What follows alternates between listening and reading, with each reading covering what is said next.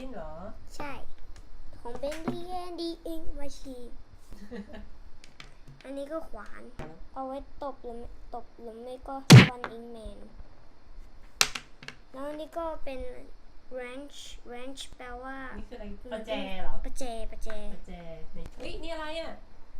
นี่เหรอใช่ก็เป็นตัวผู้ช่วยจำชื่อไม่ได้ยังไม่มีอิงเบนดี้เต็มตัวแค่ตัวส่วนหนึ่งของมันแต่ยังไม่มีขากับเท้าไปทำกันเลยใครทำพ่อกับเอนจิเนีย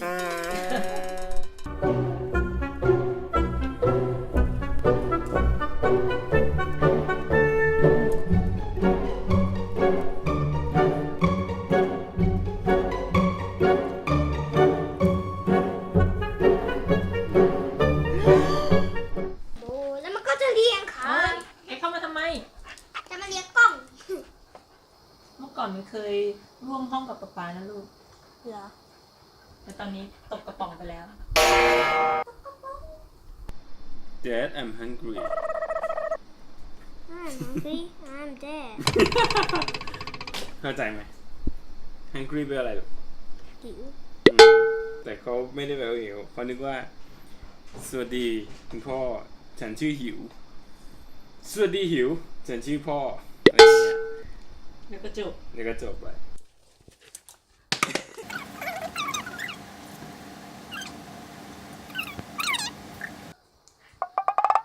นี่อะไรโบครับโบ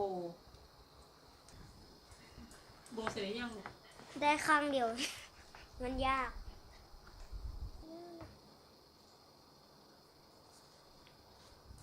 เฮ้ยนั่งลง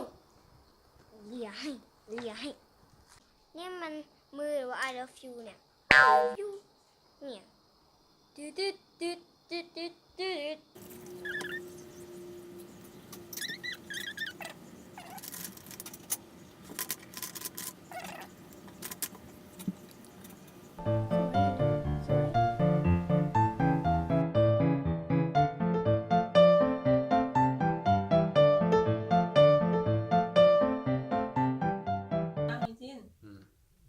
เสร็จแล้วในที่สุดก็เสร็จแล้ว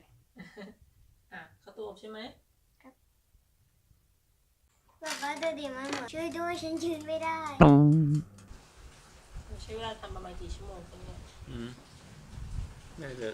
4-5 ชั่วโมง4 ชั่วโมงตั้งแต่บ่าย3 กว่า